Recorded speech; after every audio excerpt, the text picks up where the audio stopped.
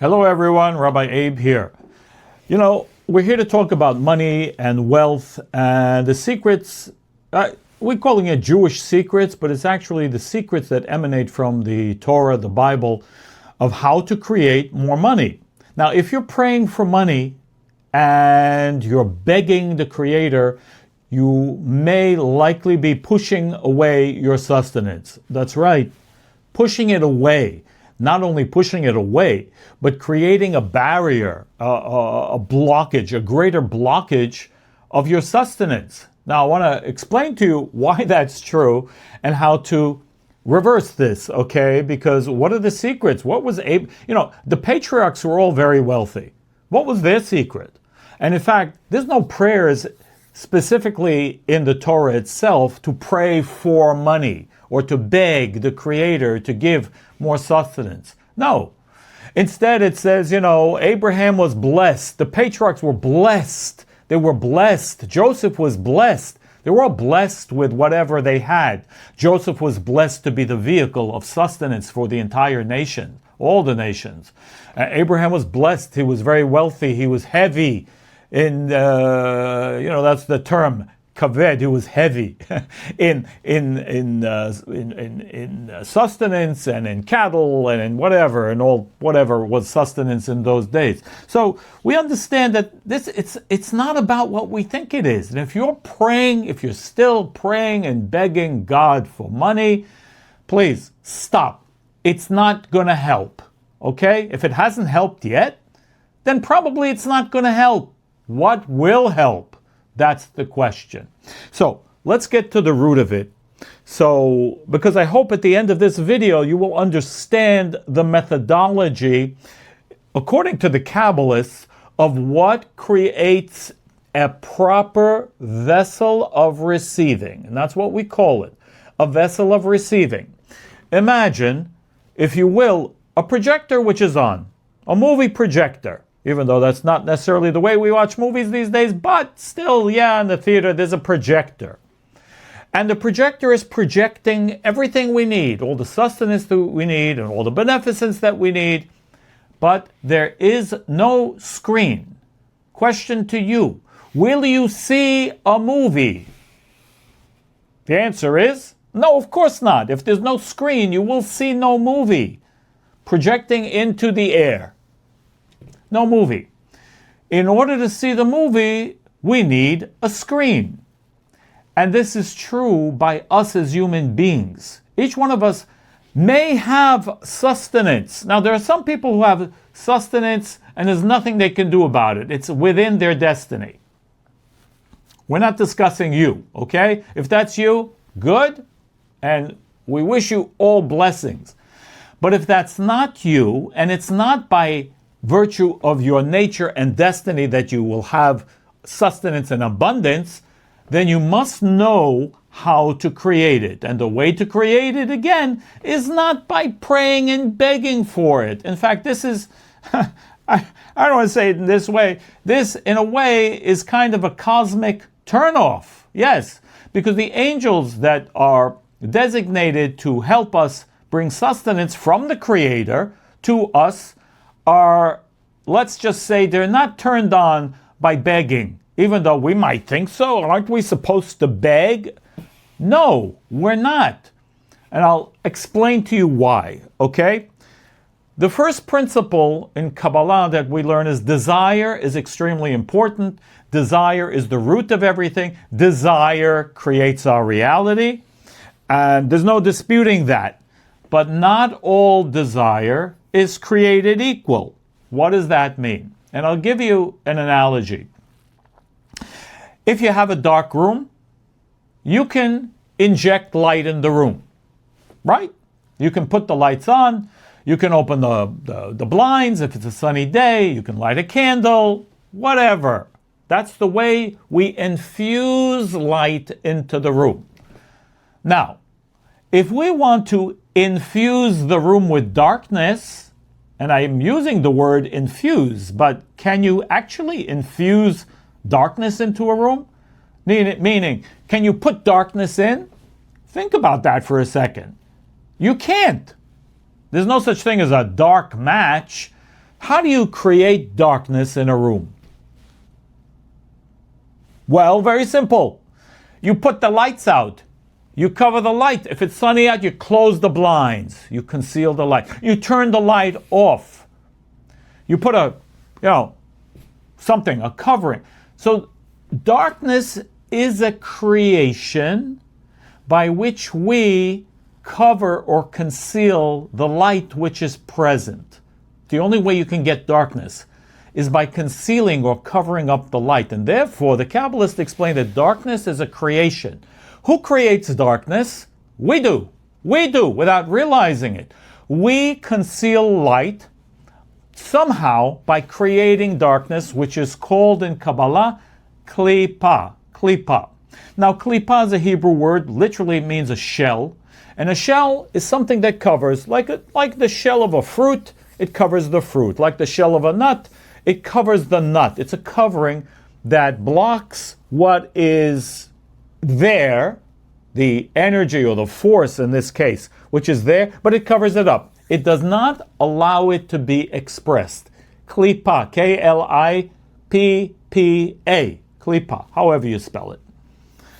And that shell, again, it is only us who create those things. Now, it is possible that there are past lifetimes in which we come into this world with those klipa, okay, klipot is plural.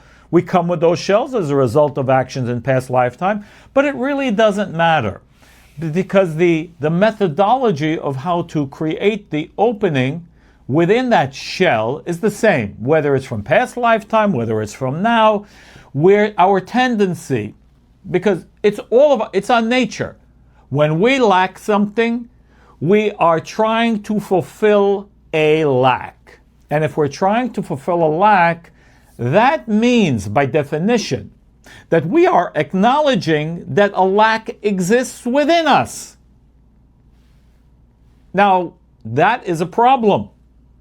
So, you see, the way the universe works is there's something called the law of affinity, okay?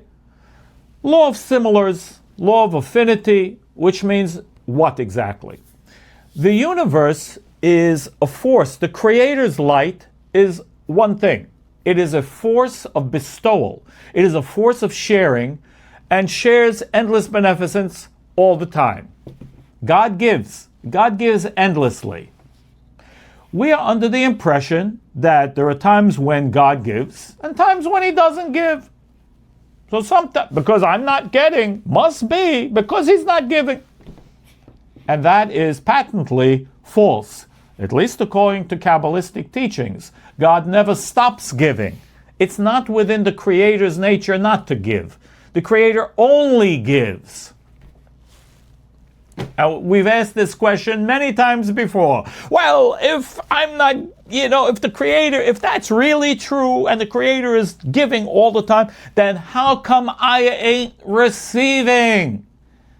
And the answer is because you are not, at this particular moment, a appropriate vessel to be able to receive. You don't have a screen to reflect the movie that's being projected. There is a movie, like the movie projector we said before, with abundance that belongs to you. But if you don't have the screen for that, if you don't have the proper place for it, and there's a meaning to a proper vessel, a proper place for it, then you won't see the movie. You don't see sustenance being manifest in your life. And that goes for every other form of abundance as well, beyond sustenance. Right now we're talking about sustenance. So, also, there is an angel that is responsible for prayers. The angel's name is Sandal Phone, like sandal, okay? Like you wear sandals, but sandal and phone together. Two words put together. This angel is responsible for taking prayers up, okay? Taking the prayers up to the upper levels, heavenly realms, and so on. And we may, while we may think, well, why do I need an angel to take my prayers up? I just pray directly to God and that's it. Well, good. If that works out for you, that's great. The issue here, again, is we don't understand the creator force. Because, again, there is a law, the law of similars. And the way we connect to the creator, to the God, the force of God, is only by being like the creator. And that's a pretty simple rule. I mean, it's a rule. The rule is simple. I'm not saying the action is simple. Why? Because we have to first understand the characteristic and the properties of the creator in order to be like the creator. This can be a life mission, by the way, being like the creator. But if we don't know how to do that, then it's harder to achieve this affinity. But the rule is, affinity creates connection. Difference creates separation. We have to remember this. This is a spiritual rule. It's no different in this world. When you have things in common with someone else, you can connect to them. Of course, if you're absolutely different, it distances you and separates you apart. If you're right and the other one is left, and you're extremely right and the other one is left, are you just not going to get together? Very clearly, it creates separation. I'm not saying that's a good thing, but it's a fact of life. It's based in spiritual principles. Affinity, again, similarity, having in common, connects things, connects people, connects energies, and difference separates them. So, how do you connect to the Creator's light? Oh, well, by being similar to that. Here's a question for you. Do you entertain the thought that there is any lack within the Creator? Does God have a lack? Does the Creator have a lack of some sort? God forbid. No. The answer to that is no. Never. Not at all. In fact, the Creator has nothing that we understand as a desire. The Creator shares and bestows and wants to benefit the entire creation. But if we are not as the Creator and having that similarity, it's very difficult to connect to the Creator. So also, okay, there are angels. So why are there angels? Because there are angels that are messengers that are closer to our level, or where we are, to help us, to bring prayers up, or there are angels for sustenance. Many people ask, well, why do you have angels? You don't need angels. There's no such thing as angels. Angels don't need angels. Just talk directly to God. Go for it. Hey, listen, I'm not here to tell you what to do. I'm sharing the wisdom with you, and it's proven, over 5,000 years, proven that this wisdom, again, ancient wisdom, has something to it, okay? Hasn't changed in all that time. Must be a reason. So these angels are merely go-betweens. They are in between, and that's what they do. They assist us, since they are in closer connection to the Creator, because they don't have our, let's say, our faults, but we can relate to them spiritually, energetically, better. And then they act as a link between us and the spiritual world. And that's why these angels were given to us. So we have the angel of sustenance. I'll put the name right here, but I'm not, it's not about, but if you don't have that name, then you go to the download section at RabbiAbe.com and you have that, the angels of sustenance and so on there as one of our downloads that you can download, and you have that. Also, the last video we did discuss the 22-letter name, which is all about abundance. While you're there, download that one as well, the 22-letter name, also for sustenance. Now, so the first thing that we need to realize, how do we shift our consciousness to having affinity with the Creator? Again, if you're coming from a place of lack, forget it. Meaning you're begging, listen, I have a lack. You're connecting with darkness. You might even create more lack. So be very careful. And in all seriousness, be careful. If you're coming from a place of lack, it's like we can't get rid of lack. Because remember, The darkness in the room was created by a concealment of light. Now, how do you get rid of it? Can you get rid of darkness? Actually, you can't. You can't say, get out, darkness, go away, get out. No, anything that we consider darkness, you can't get rid of darkness. But what you can do, how do you really get rid of darkness? You turn on the lights, obviously. I mean, duh, right? I mean, yeah, isn't that obvious? Oh, in human behavior, it's not so obvious, because our tendency is, oh, I'm so depressed, I'm broke, I need money, I need this, I need that. Is that getting rid of darkness? No, that's not going to get rid of any lack. In fact, as I say, be careful, because it can just prolong the lack, because you can't get rid of a lack. It must be filled with light. The only way to get rid of darkness is to put the lights on in that place. And then the darkness just sort of vanishes into thin air, because it never existed to begin with. But are we affected by that illusion? Yes, we are. Very much so. We are. Because we're affected by those lacks in life, because there's disease, there's depression, there's this, that. These are all lacks. A lack of happiness, a lack of health, a lack of this, a lack of abundance. Yes. But you can't get rid of it by trying to get rid of the lack. I mean, I don't know what I need to do to get this through to people. We can never get rid of a lack. We need to fill it with light. Now, how do you do that, practically speaking? So,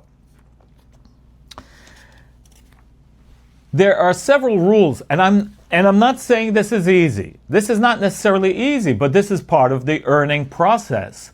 Now, we talked about, in the last video, the 22-letter name, we talked about anger. I'll just mention that briefly, because in the moment we have the opportunity to get angry, right, and we overcome it, and I don't mean repress it and push it down and swallow it up. No.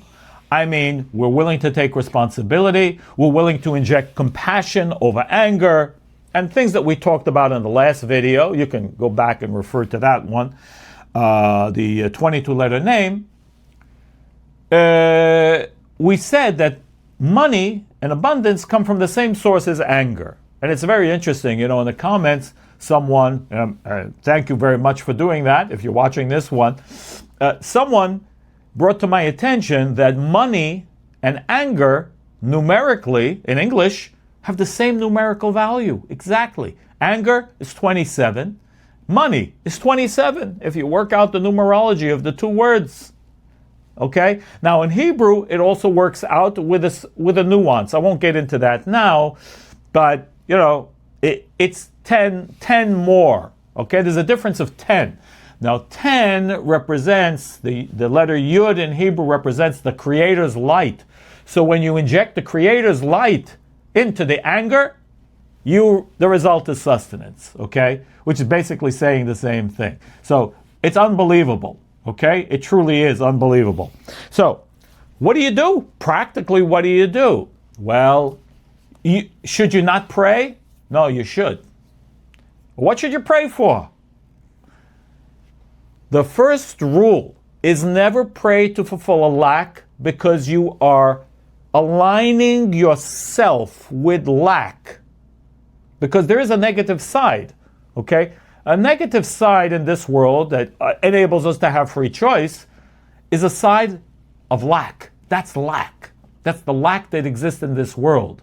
The force of lack, like a black hole, it just sucks everything to itself. We don't want to align with that, because all we get is more lack. Then what do? So, number one, the concept of certainty is extremely important. Certainty is a spiritual force. And what do I mean by certainty? Certainty means I'm not praying from a place of lack. Certainty means I'm doing the best I can to pray from a place of complete. I'm complete, and I want and I ask for the certainty to be able to be the best vehicle for the sustenance that is coming my way. I desire, remember desire is 99% of the game, to be the proper vehicle, to do the right things with the sustenance that is on the way to me, meaning it is on the way. And it's not about having a lack. I'm connecting to the sustenance which is on the way, not the lack that I have and I want to stop having a lack. No. Okay? And number 2, I must, this is a must, I must have gratitude and appreciation for what I do have. Look, in the scheme of things, 99.9% for most of us, of all of our desires are already fulfilled. Think about it. How many things can go wrong at any given moment? God forbid, with health. God forbid, going from point A to point B in your car. I mean, it makes more sense that things should go wrong than go right. Okay? That's the way it is in life. So, appreciation for all the things that we have. Forgiveness and letting go and releasing before we go to sleep at night the people in our life that we're holding hostage can also be causing us blockages. Okay? So, the gratitude and appreciation for everything that I'm being given. Okay? And not to forget the work that's involved. I must be doing work that's involved. So, listen, if I'm delivering newspapers, don't expect to be a wealthy individual by delivering the newspapers. Meaning, that's not the right vehicle for that level of wealth that you might be wanting or desiring. In other words, our expectations must be realistic according to what I do. But I want to be the top of what I do. I have a passion and I have a desire for whatever it is that I'm doing. You want to be successful? 2 ingredients: passion and work. If you have a passion for what you do and you're willing to do the work, you will be successful at whatever it is that you do. You don't have work right now? Well, I should pray to be able to create more. I desire to create. Not, I want a job because I'm jobless. No, I want the desire to create and, Creator, show me the position, show me what I'm meant to be doing, show me what I need to do. I must be willing to do whatever comes my way. Does that mean it's the ultimate thing that I need to do? Not necessarily. But if you're not willing to do what comes your way, and you push it away, like, no, this is not for me. I'm a snob, okay? This is not the work for me. Oh, no. That's a mistake. Because I need to be willing, first step, to do whatever, to express my creative energy first. Then I can be given the next thing, the next stage, the next level. Hey, we're all in a different situation, okay? We're all in different positions. And, sometimes we need to prove ourselves to the universe that we're willing to do whatever is necessary. And that doesn't mean it's the ultimate thing. No, it doesn't. But still, I need to be a willing participant in the process. If not, then I'm not serious. Simply not serious. So, some of us just like to complain. Complaining doesn't work. And that's another rule. Never complain. Complaining comes from a place of lack and gives you temporary satisfaction, gives you temporary justification, lets you be right a little bit here, there. No, that's going to create more lack, okay? Always. You have to be very careful not to create more lack, okay? We always have to have gratitude, and gratitude is the opposite. Complaining is the opposite of gratitude. It's the opposite of appreciation. Okay.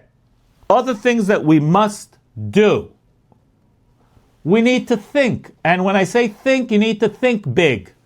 Don't think small. Now, whatever that means to you, big thinking is certainly not a complainer. Big thinking is looking at all kinds of possibilities that exist. Meaning, imagine you really are successful. How would a successful person think? Now, granted, if we're not successful, we might not know. But imagine you're successful. How would you be thinking? Would you be thinking the way you're thinking now? Probably not. Okay? So we need to imagine, we need to expand our vision. We also must remove envy, any sort of envy, and this is a huge blockage. We call it evil eye, because when we are in a place of lack, if a person is, needs money, and you can't, it's very difficult. It's hard. When you look at someone who's successful and you're struggling, it's very difficult. It is. Granted. But that's a trap. That is a trap.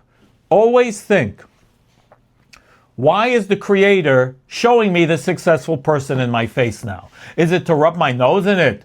Is that the reason? No. It's an opportunity to help me earn my abundance. How do I do that? First, I must not envy. Please don't fall into that trap. How do I earn it in this moment? Look at that person and awaken joy. Awaken joy for their success. Awaken joy for their abundance. Yes, awaken joy. Why? Because the secret here is that the Creator is showing you this because this could be you. In fact, it might be you coming soon, but this is a test for you. Are you going to be envious? Are you going to fall into that lack and that trap? And if you do, you're pushing it away. You are pushing your abundance and success away. You're pushing the next job opportunity away. You're pushing the next business opportunity or clients away. You see someone more successful than you or has what you don't have, awaken the joy within you, muster it up somehow. And the only reason why the Creator is showing it to you is because it's saying, this could be you. This probably is going to be you soon. I'm just giving you a preview. But don't fall into the trap, okay? The trap of envy. Awaken more joy. And the more joy you're successful in awakening, and again, I'm not saying this is easy, especially when you have a need, but if you're successful in doing this, you are awakening the sustenance in your life that's sleeping. And the most important thing here is trust and certainty in the Creator's beneficence.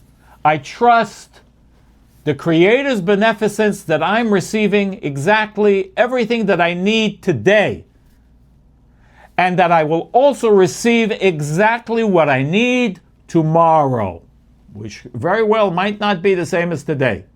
But I trust the Creator's that I'm receiving everything that I need today, everything that I have a vessel for today, and my prayer is that I will be able to expand my care, expand my spiritual vessel, expand my ability to receive the abundance that is coming towards me.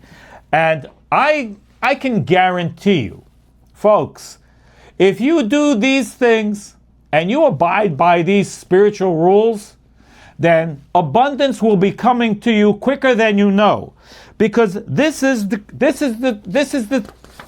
system. Creating a flow in our life is not as difficult as we might think, but when we're coming from a place of lack, it becomes a vicious cycle. I know, it just does, because we fall into the state of lack, and then we attract more lack, and that's the way it goes. But we can't be coming from that place. Remember, the prayer is not the prayer to fulfill my lack. No, I want a prayer to expand my ability to bring more of the Creator's light. I appreciate what I have, and I want to, to bring more. I have certainty, no fear. There's no fear here. Whatever needs to happen. Listen, you owe people money. They're the ones who need to wait. What are you going to do? Don't fall into it. It's a trap. They need to wait till you have the money to pay. It's a fact of life. Or what? I mean, that's just the way it is, okay?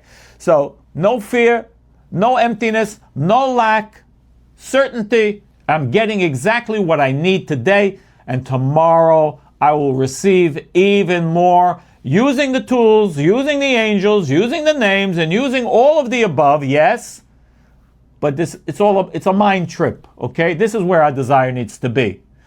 Blessings, everybody, and I wish everybody, I'll bless everybody with all the abundance that you need, that's necessary, that you are worthy of, because we all are worthy of way more abundance than we can even imagine ourselves, because that's the way the light works. The light is always giving us more than we think we deserve, and you know, the lack that we have is also way less than we understand, okay? I'll just say it like that, and I'll leave you with that. Blessings, abundance, health, happiness, and I'll see you very soon on the next video. All the best.